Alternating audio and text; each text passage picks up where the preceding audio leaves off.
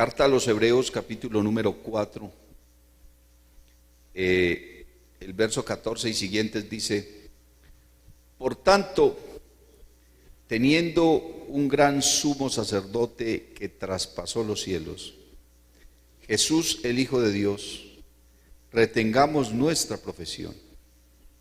Porque no tenemos un sumo sacerdote que no pueda compadecerse de nuestras debilidades, sino uno que fue tentado en todo, según nuestra semejanza, pero sin pecado. Acerquémonos, pues, confiadamente al trono de la gracia, para alcanzar misericordia y hallar gracia para el oportuno socorro. Vamos a orar, vamos a pedirle a Dios que hable a nuestra vida, a nuestro corazón. Oportuno socorro. Dios mío, eres tú. Nos presentamos delante de ti en esta hora, Señor Jesús, porque esperamos que hables a nuestro corazón, que hables a nuestra vida conforme a tu propósito, conforme a tu voluntad, Señor Jesús. Te exaltamos, te glorificamos, bendecimos tu nombre. Aleluya. Amén y amén. Siéntense, por favor, hermanos. Gloria al Señor Jesús.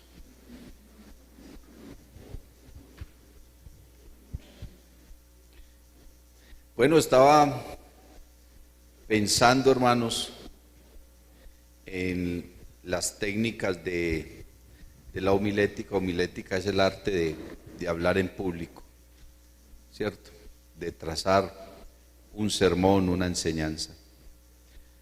Y resulta que dentro de esa arte, entonces, poder enseñar, poder predicar, dar una conferencia, siempre se compone de tres cosas: una introducción, un desarrollo y una conclusión. Amén, gloria a Dios. Y estaba pensando en estos tres textos que acabamos de leer, y ellos en sí mismos son un sermón. Usted lee esos tres versículos y los lee con detenimiento, y en sí mismos esos tres textos ya son un sermón. El verso 14 entonces es una introducción, amén. El verso 15 es el desarrollo del mensaje, de lo que el escritor a los Hebreos quiere decir. Y el verso 16 es una conclusión. Amén. Si usted hace la tarea y va a su casa y lee estos tres versos con detenimiento, entonces se dará cuenta de lo que le estoy diciendo. Entonces, dentro de esa introducción, el escritor a los Hebreos dice: por tanto, teniendo un gran sumo sacerdote que traspasó los cielos, Jesús, el Hijo de Dios, retengamos nuestra profesión. Es una invitación, amén, a permanecer. Es una invitación a permanecer. El Señor Jesucristo dijo: apartados de mí nada podéis hacer. ¿Y cómo alguien puede pensar, cómo alguien puede prestar su oído al enemigo para creer que yéndose de Dios, que yéndose de la iglesia, su vida va a mejorar, que sus problemas se van a acabar? ¿Cómo alguien presta su oído al enemigo para que le susurre eso?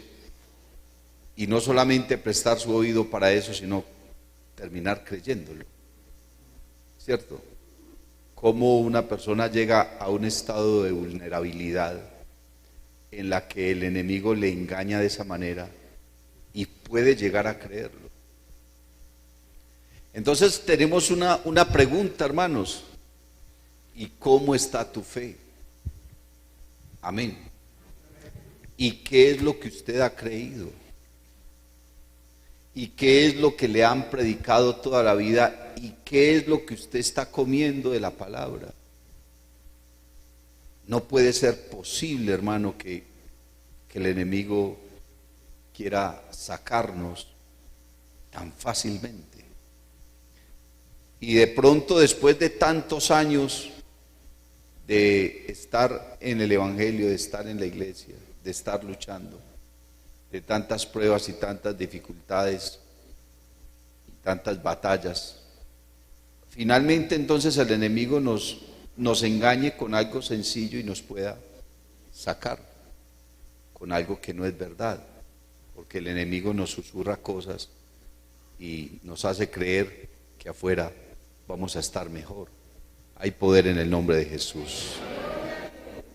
Hay poder en el nombre de Jesús. El escritor nos está diciendo: retengamos nuestra profesión. No se deje mover por nada. No se deje sacar de nada. No importa lo que usted oiga, no importa lo que usted vea, no importa lo que usted le diga, no importa lo que a usted le suceda. No se deje sacar. Porque si usted lo saca el diablo de aquí, solamente va a haber uno que va a estar feliz. Y es el que lo sacó. Bendito el nombre del Señor Jesús. Y es el que lo sacó.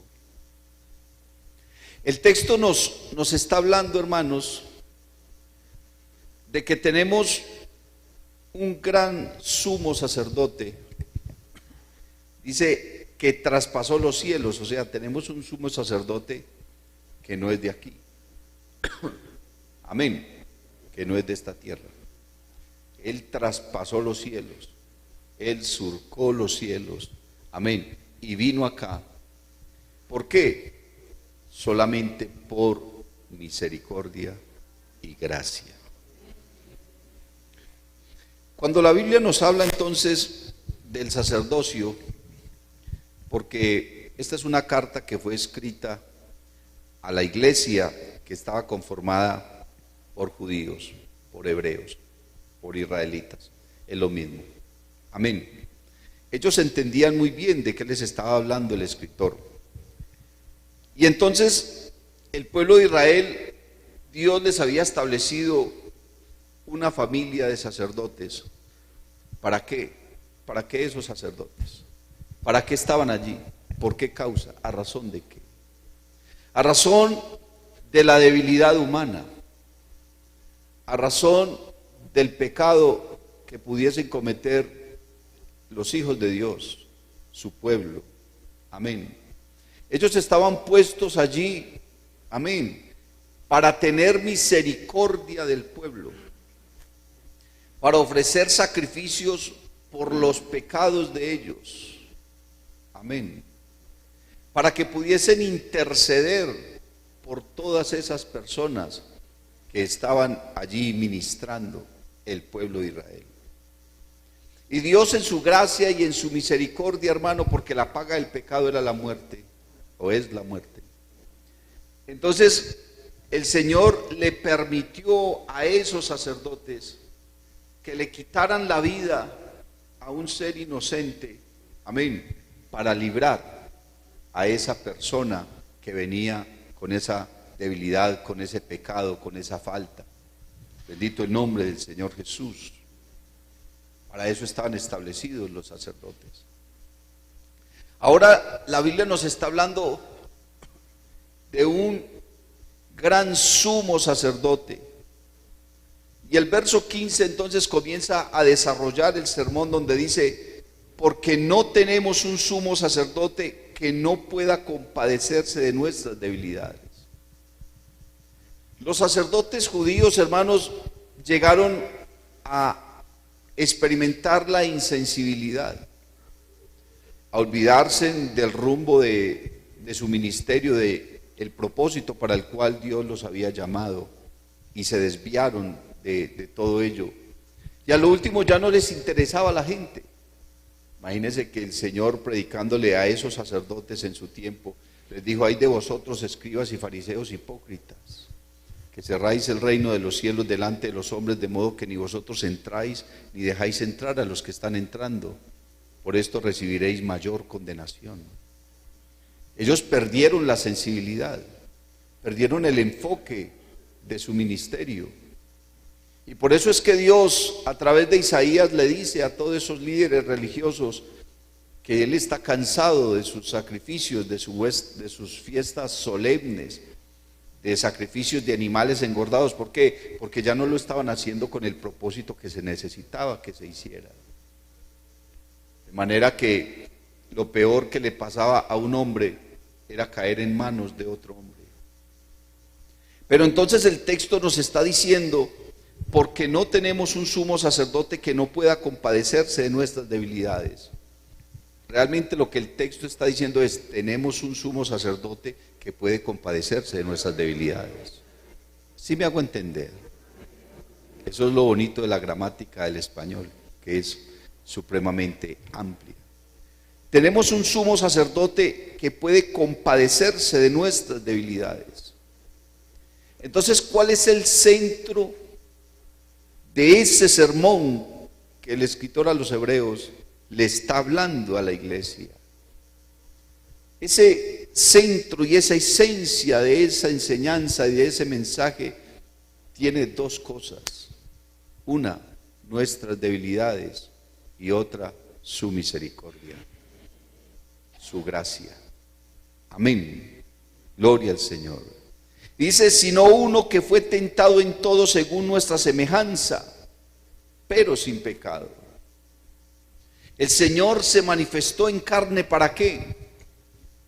Para tener misericordia de nosotros. Porque de usted solamente puede tener misericordia alguien que está en las mismas condiciones de usted. Amén. El dolor de uno no lo siente sino alguien que esté sintiendo, que valga la redundancia, el mismo dolor. A usted se le muere un pariente y la gente viene y le dice, lo siento mucho. Realmente es difícil que uno pueda sentir. Pero si uno está en las mismas condiciones, entonces uno entiende ese dolor. ¿Sí me hago entender, hermano? Uno entiende ese dolor. La única manera de uno sentir lo que la otra persona está sintiendo es cuando uno está bajo las mismas condiciones. Aunque Dios tuvo misericordia de nosotros desde antes de crearnos, dice el apóstol Pablo a los Efesios, desde antes de la fundación del mundo. Amén.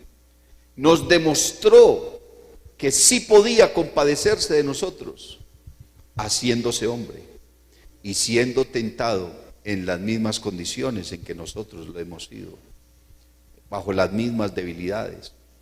Solamente que Él no fue vencido por el mal, que Él fue sin pecado, aunque fue tentado en todo, pero entonces no hubo en Él una señal siquiera de pecado.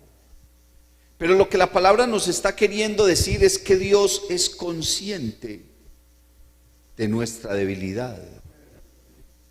Amén. La Biblia dice que Él se acuerda de que somos polvo. Dice, el hombre es como la flor del campo. Amén. Que a la mañana nace y crece y en la tarde es cortada y se seca. El hombre se acuerda Dios se acuerda de que somos polvo. Amén. Dice la Biblia que el hombre pesado en balanza pesa menos que nada. Dios sabe nuestra condición. A ti nadie te conoce más que cómo te conoce nuestro Dios. Ni siquiera uno mismo alcanza a conocerse. Porque yo no sé si a usted le ha pasado, hermano, pero uno a veces hace cosas que uno después piensa, ¿yo por qué hice eso? Parece que uno mismo no alcanza ni a comprenderse a sí mismo. Pero yo por qué reaccioné así. Me desconozco. Y nos convertimos en nuestros propios acusadores y en nuestros propios verdugos. Nos sentimos mal. ¿Por qué? Porque nos desconocemos a nosotros mismos. Pero es que yo sí la embarré esta vez. ¿Yo qué hice, hombre? Porque no pensé bien. Pero Dios sí conoce. Nos conoce tanto que Él sabe lo que vamos a hacer aun cuando no lo hayamos hecho todavía. solo que Él no nos juzga por las cosas que todavía no hemos hecho. ¿Cuál es el punto, hermano, de todo esto? El punto está en la conclusión que dice el escritor en el verso 16. A pesar de nuestras debilidades, a pesar de nuestras flaquezas, a pesar de nuestros errores y a pesar de nuestros pecados, dice, acerquémonos, pues, confiadamente al trono de la gracia. Y aunque la Biblia habla de un solo trono en el cielo, yo creo que Dios, de alguna manera, se ha sentado en diferentes tronos, de acuerdo a su propósito. Amén. De acuerdo a lo que Él desea hacer. Acá estamos viendo a Dios sentado en un trono de gracia, pero un día lo vamos a ver es en un trono de juicio. Usted lee el capítulo 20 de Apocalipsis y habla del trono blanco. Ese trono blanco es un trono de juicio. Amén. Isaías también vio a Dios sentado en un trono alto y sublime. Quiere decir que el Señor estaba sentado en un trono ahí y en un trono para Él recibir gloria, honra y alabanza y adoración, porque eso es lo que hacían los ángeles. Seguramente no está hablando de una silla como tal, porque lo que Isaías vio fue una visión, pero Dios no tiene un cuerpo como nosotros, como para decir que se va a sentar, se va a parar, que se va a agachar, que no. Tenemos que saber la esencia de Dios. Dios es espíritu y es inmensurable, ¿cierto? No tiene una posición como tal. Pero creo que esos tronos se están refiriendo a la actitud y al propósito que Él tiene. Amén. Y mirándolo de esa manera, porque la Biblia usa un lenguaje de tal forma que nosotros podamos comprender la imagen. O sea, la Biblia nos hace dibujitos para que nosotros podamos comprender, por decirlo así. Gloria al Señor Jesús. Entonces nos está hablando de un trono de gracia. Quiere decir que Dios en este instante está sentado, hermano, o tiene una actitud o un propósito solamente de gracia y misericordia. Y está sentado allí desde que se propuso venir a hacerse hombre y entregar su vida por nosotros. ¿Por qué decidió Él morir por nosotros? Porque sabía que ninguno de nosotros por nuestros propios medios podíamos ser salvos. Alabanzas al nombre de Jesús. Que estábamos llenos de debilidades, de pecados, de flaquezas, de errores. Amén. Y entonces lo que nos está haciendo la palabra, hermano, es la invitación más maravillosa que usted puede encontrar en la palabra de Dios. Y es acercarnos a Dios. Dice el salmista, porque el acercarme a Dios es el bien. Es el bien. A veces nosotros cuando cometemos errores, cuando cometemos un pecado, cuando tenemos alguna situación, miramos a Dios no como alguien misericordioso, sino como un juez, al punto que nos da vergüenza orar, al punto que nos arrodillamos y casi que ni somos capaces de decir nada. Y uno piensa, qué vergüenza con Dios. Si uno es consciente, pues, porque muchas personas hacen cosas y están mirando a ver quién los vio. ¿Qué importa quién lo vio? Si Dios lo está viendo. Si uno es cristiano, uno tiene que ser consciente de que los ojos de Dios están puestos sobre nosotros todo el tiempo. ¿No ve que el salmista dijo, ¿a dónde huiré de tu presencia? Si subiere a los cielos, allá estás tú. Si bajare a la tierra, aquí estás. Si voy a lo profundo del mar, allá te encontraré. El salmista lo que está queriendo decir es que él es consciente de que Dios lo ve en todo tiempo y donde esté. No solamente está hablando de la omnipresencia de Dios, del hecho de que Dios esté en todo lugar, aunque el texto habla de la omnipresencia de Dios.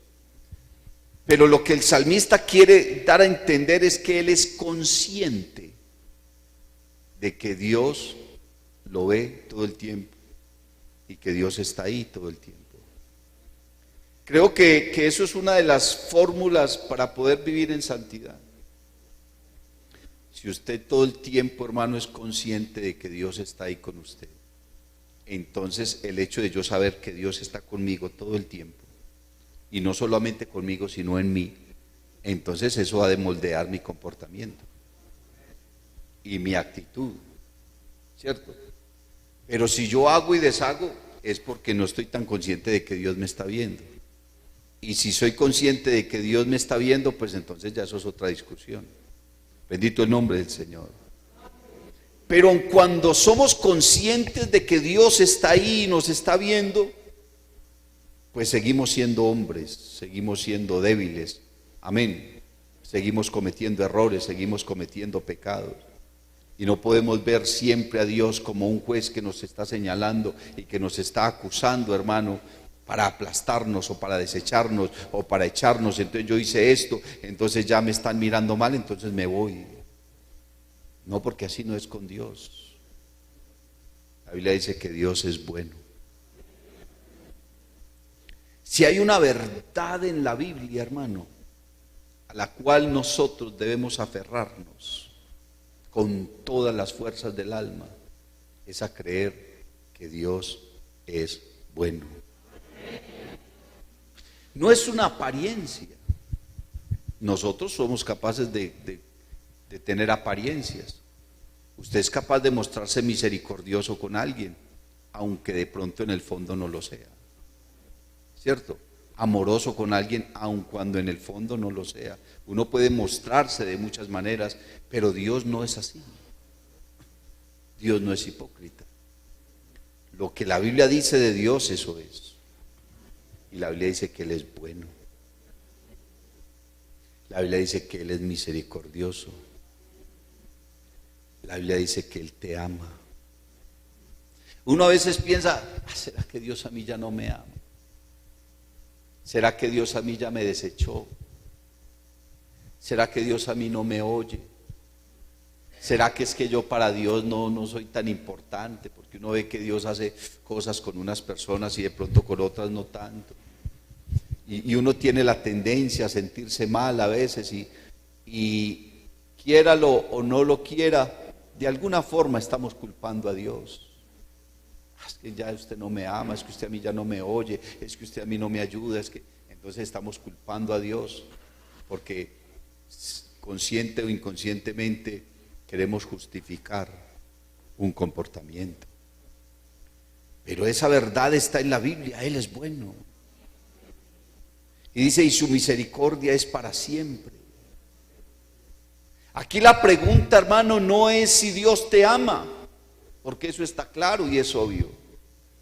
La pregunta es, ¿qué tanto amas tú a Dios? Porque la misericordia de Dios sobre ti depende es qué tanto lo ames tú. ¿Cómo así, hermano? Si la Biblia dice que la misericordia de Jehová es desde la eternidad hasta la eternidad sobre los que le aman. Amén. Sobre los que le aman y guardan sus mandamientos. ¿Qué tanto ama usted a Dios? Usted puede decir como el salmista, pues el acercarme a Dios es el bien. Y él lo dijo no porque lo leyó por ahí o le pareció muy bonito, le llamó mucho la atención, o escuchó a alguien, ve este poema tan bonito. No, él lo está diciendo es porque lo experimentó. Porque él se dio cuenta que cada que se acercaba a Dios, así él llegara mal, salía bendecido, salía justificado, salía perdonado. Cuando David escribe el Salmo 51, yo veo, hermano, que la conclusión de ese salmo es que ese hombre alcanzó a experimentar la gracia y la misericordia de Dios. Que ese hombre alcanzó a experimentar la bondad de Dios, el perdón de Dios. Alabanzas al nombre de Jesús. Y entonces el escritor a los hebreos nos está diciendo acá, entonces bajo ese parámetro, bajo el desarrollo de este mensaje, que son esos 3 versos, Acerquémonos pues confiadamente al trono de la gracia. Es un trono donde Dios está sentado y donde Él está con su actitud y su propósito de extendernos gracia, de extendernos misericordia. El apóstol Juan lo dijo: hijitos, estas cosas os escribo para que no pequéis. Pero si alguno hubiese cometido pecado, abogado tenemos para con Dios a Jesucristo el justo. Él es la propiciación por nuestros pecados. Y nosotros a veces pensamos que alcanzar el perdón de Dios es muy difícil, o que hay que hacer no sé cuántos días de ayuno para arrepentirse. Eso no es verdad. Usted no necesita hacer nada de eso para que Dios lo perdone. Lo único que necesita hacer es arrodillarse y decirle: Señor, perdóneme. Eso sí, que Dios vea una actitud sincera, no arrogante, no sarcástica. Porque ¿cómo podemos nosotros ser sarcásticos con Dios? ¿Cómo podemos nosotros presentarnos delante de Él con arrogancia? Bendito el nombre del Señor Jesús. Si Él lo sabe todo, si Él lo conoce todo, si Él lo puede todo, si Él es el dueño de todo, nosotros no somos nada. Somos pequeñitos, somos insignificantes. Para toda la creación nosotros, hermanos, no tenemos propósito, pero para Dios,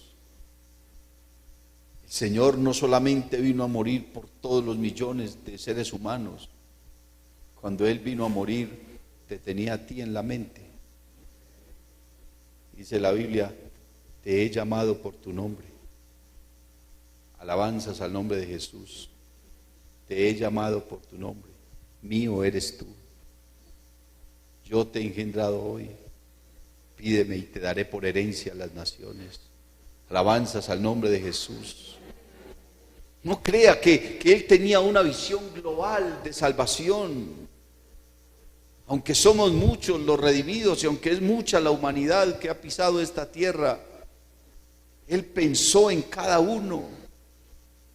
Él pensó en ti desde antes de la creación. Dice la Biblia que fuimos escogidos en Él desde antes de la fundación del mundo, para que fuésemos santos y sin mancha delante de Él, en amor, habiéndonos predestinado como hijos suyos. Pero cuando Él predestinó eso, Él pensó en ti. Yo a veces me pregunto, ¿qué se sentirá ser omnisciente? Eso debe ser algo muy desesperante. Usted no ha estado, hermano, en una reunión donde hay varias personas y varias personas te están hablando al mismo tiempo. ¿No le ha pasado eso? Es desesperante. Uno, ¿qué me está diciendo? ¿Qué es lo que está diciendo usted? No le entiendo. Es que me están hablando 3 o 4 personas al mismo tiempo. Eso es desesperante, ¿cierto? Uno no puede atender sino a uno solo. La Biblia dice que no podemos atender a 2 señores. Pero Dios, eso es lo que lo hace Dios. Todos le podemos hablar al mismo tiempo y Él no tiene problema. A todos nos atiende, a todos nos entiende y a todos nos responde. Alabanzas al nombre de Jesús.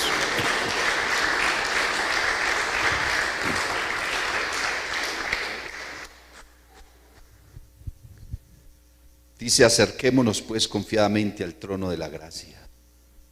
Porque cuando nosotros nos acercamos a Dios, si hay algo que nosotros tenemos que pedirle a Dios, seguramente usted a Dios le pide muchas cosas.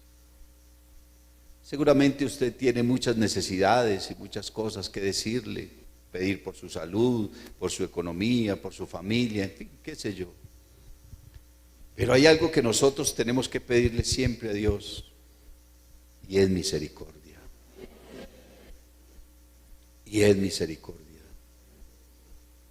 Porque es que todos los días, hermano, nuestra debilidad sale y salta a flor de piel. Porque el pecado lo tenemos a un paso nuestro todo el tiempo. Porque el pecado está a un clic. Porque el pecado nos rodea todo el tiempo. Porque el tentador, hermano, lo tenemos aquí, ¿verdad? Mañana, tarde, noche. todos los días. El tentador está ahí siempre, siempre, siempre, como león rugiente buscando. Porque usted se imagina un león con hambre y viendo un rebaño ahí. Él tiene que saciar esa hambre, él tiene que saciar su sed, y ataca y no le da resultado, pero él no, porque si no come entonces se muere él. Esto es un asunto de vida o muerte, y él se alimenta es con nuestro dolor, con nuestra miseria, con nuestra tristeza, con nuestra amargura, con nuestra frustración, con nuestros fracasos. Con eso es que se alimenta el enemigo. Y él te busca y te busca y te rodea y mira por dónde te ataca, por dónde puede llegarte, qué puede hacerte. Y va y le dice a Dios que le dé permiso para atacarte. Bueno, ahí el asunto es cuando Dios le da permiso, porque eso le pasó a Pedro. Pedro, el diablo ha pedido permiso para zarandearte, pero no te preocupes. Bueno, él te va a zarandear, pero yo he rogado por ti para que no te falte la fe. Lo único que nosotros no podemos soltar, hermanos, es la fe.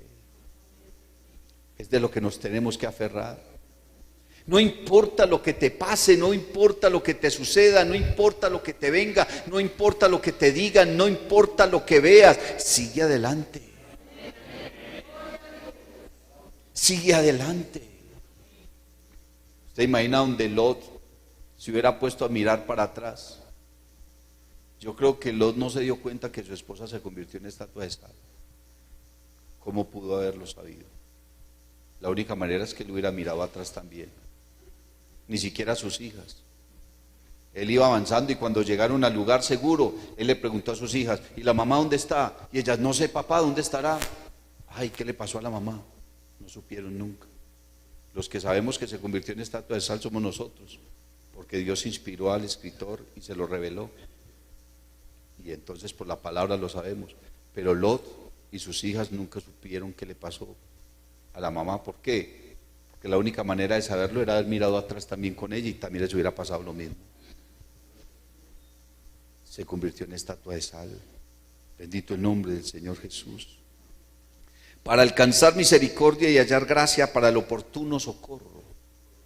Y de eso es lo que yo quería hablarles en esta noche. El oportuno socorro. Hermanos, si nosotros somos los seres más necesitados de Dios. La gente en el mundo sí está viviendo su amargura, su dolor, su tristeza, sus cosas, pero el diablo de alguna manera los tiene prisioneros. Pero el objetivo militar del diablo somos usted y yo. Y tenemos un enemigo poderoso, hermano. Un enemigo furioso, agresivo, que no sabe lo que es la misericordia, que no sabe lo que es la piedad. Y el que le dé oportunidad lo devora, lo destruye, lo mata. Porque a eso vino. Vino a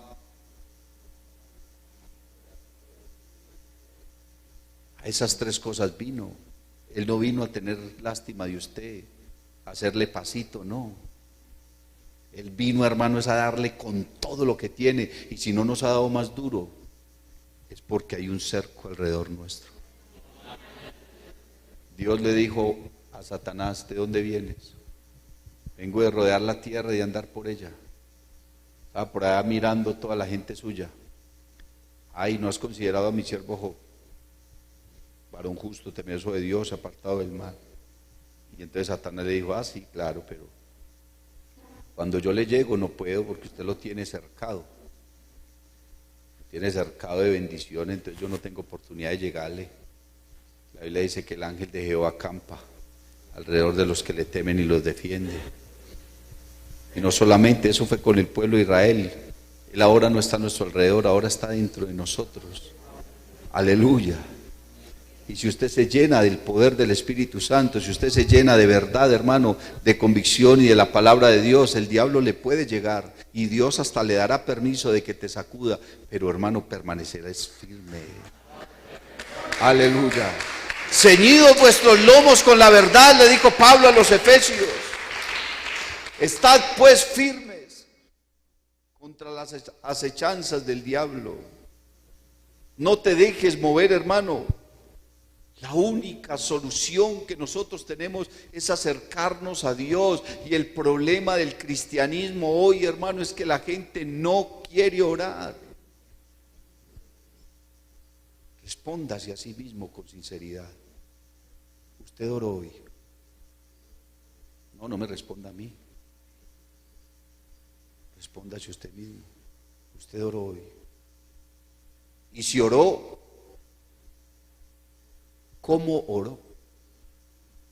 Tenemos el celular ahí al pie y eso suena y nosotros, el verdadero orador debe apagar eso, olvidarse. Te arrodillaste y pensaste en 1000 cosas menos en lo que estabas haciendo. Oraste 5 minutos, 10 minutos. No, yo en la iglesia oro, sí, claro, aquí hacemos una oración de 30 segundos. Sin embargo, Dios es tan bueno que responde. Elías oró 1 minuto y le respondió, pero era por un caso oportuno, pero no para sentar nuestra vida delante de Él. El problema nuestro, hermano, es que nos quedamos frente a una pantalla de televisión 2, 3, 4, 5 horas y estamos bien, pero no somos capaces de orar. El problema de los cristianos es que se conformaron a un culto. En el culto leen la Biblia, en el culto predican, en el culto oramos, pero es que eso no es suficiente. Lo que nosotros, hermano, oramos en el culto es muy poco. Eso es una milésima de lo que deberíamos orar. En el culto es muy poco lo que leemos la Biblia. Y casi siempre es un salmo. Es muy poco. Yo no creo, hermano, que usted se siente a almorzar y le pongan un granito de frijol, 3 granitos de arroz y un gramito de carne y que con eso se mantenga. A usted le tienen que servir, hermano, porque con eso no se sostiene. Si nosotros fuéramos más conscientes, comeríamos la palabra diario. Porque diario hay palabra. Yo le digo, hermano, yo predico todos los días. Yo todos los días predico. Y usted, hermano, pero yo no lo escucho y no lo veo los domingos. ¿Usted cree que no predico y no aquí nomás?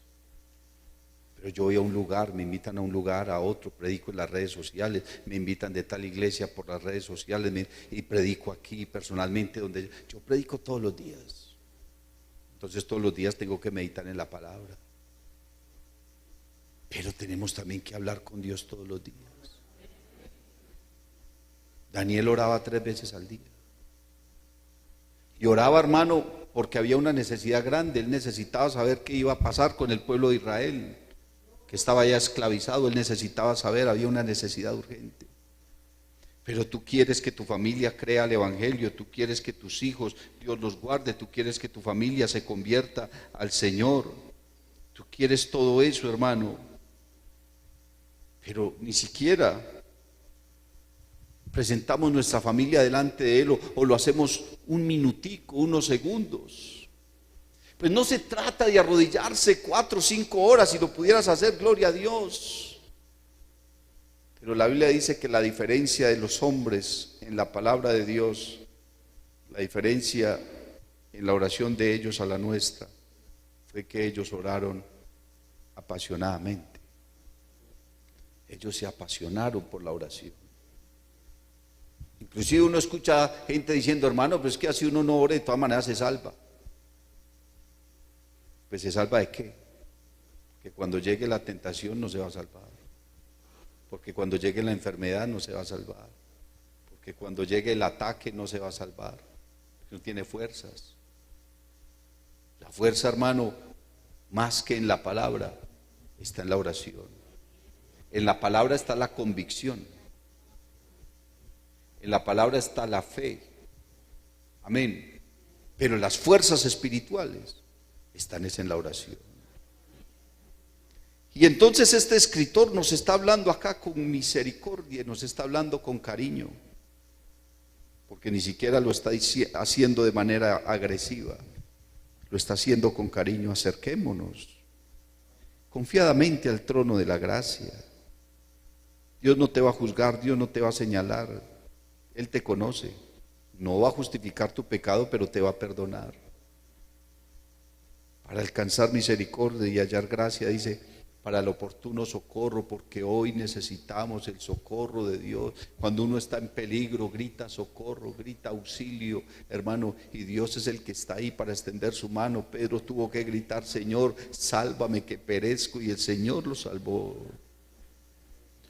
Cuando estés triste, ora. Cuando estés angustiado, ora. Cuando estés enfermo, ora. Cuando estés necesitado, ora. Cuando estés debilitado, ora. Porque puedes invocar el nombre de uno que está en la capacidad de compadecerse, y no solamente está en la capacidad, está dispuesto a compadecerse. No renuncies, no salgas corriendo. No botes todo por la ventana. Qué triste ver a alguien que lleva tantos años luchando, hermano, y luego botar la salvación como nada y llenarse de arrogancia y de cosas. Qué triste. Y dejar que el diablo le hable al oído y creer las mentiras del diablo y no creer a la verdad de Jesucristo. Creer más a un impío que creerle a un hijo de Dios. Tenemos un sacerdote que tiene misericordia de nosotros, aleluya, y que está presto para brindarte el oportuno socorro, aleluya. Yo siento que nuestro Dios está aquí con nosotros en esta hora. Él está aquí, aleluya. Y yo no sé cómo has traído tu corazón en esta hora. Yo no sé cómo has traído tu vida en esta hora, pero podemos acercarnos. Podemos acercarnos delante de Él y decirle, Señor, aquí estoy una vez más. Yo quiero creer una vez más. Yo necesito que me perdones una vez más. Yo necesito que tengas misericordia de mí una vez más. Señor, tú me llamaste, tú me salvaste, yo estoy aquí porque tú me trajiste. Entonces, ayúdame,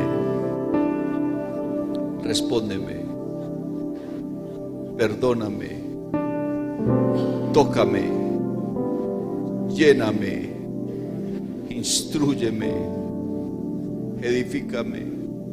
Consuélame, oh Dios, porque mi alma está angustiada, porque mi alma tiene sed de ti. Aleluya, aleluya. Dios te bendiga. Si te ha gustado esta predicación, te invito para que visites mi canal en YouTube y en Facebook, Eduard David Tabort. Suscríbete y activa las notificaciones. Estoy seguro de que esta palabra será poderosa para tu vida.